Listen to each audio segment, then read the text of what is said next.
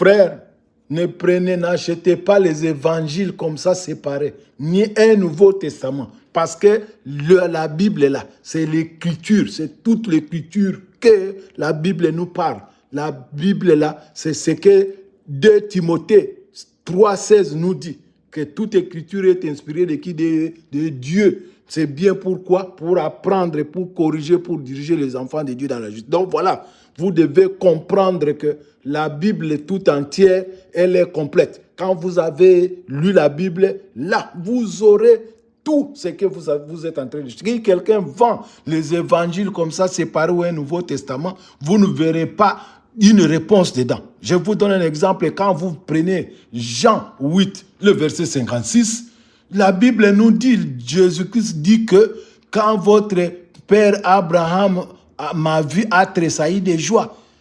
Et les gens étaient étonnés, mais est-ce que Jésus-Christ était à l'époque d'Abraham? Abraham a vécu au 18e et Jésus au 2e siècle. Comment ça, ils étaient fâchés? Et Jésus-Christ a dit, en vérité, je vous le dis, avant qu'Abraham fît, je suis.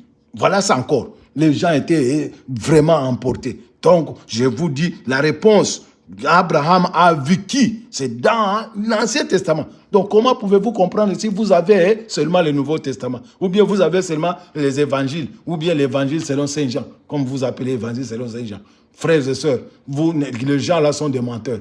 Ils sont de l'âge passé, comme nous dit la Bible. Dans les âges passés là, Dieu a laissé toute la création, toutes les nations faire chacune sa volonté. Mais pour le moment là, c'est la volonté de Jésus que nous devons faire. Comme avait dit Paul dans Actes des Apôtres, le chapitre 14, le verset 17. Il nous a bien expliqué.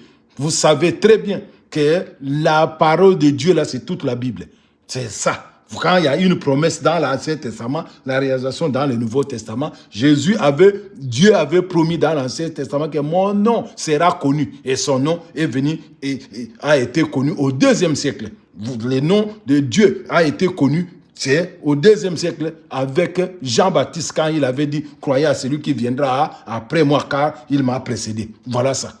Donc, si vous n'avez pas l'Ancien Testament, comment vous allez comprendre? Si vous n'avez pas toute la Bible, qu'est-ce que vous allez comprendre? Les menteurs vous ont amené ce qui est mensonge. Les menteurs vous ont amené ce qui n'est pas vrai. Mais croyez-moi, suivez ce que moi je vous dis. Envoyez chez les autres, envoyez dans tous vos contacts. Vous allez amener la parole de Jésus-Christ partout et vous serez bénis par lui-même, Jésus qui est notre Dieu, notre Père, notre Seigneur. Il est le Saint-Esprit. Il est déjà venu la première fois et la deuxième fois, il est venu comme Saint-Esprit. La troisième, il viendra. Nous allons les rencontrer dans les airs. Voyant la parole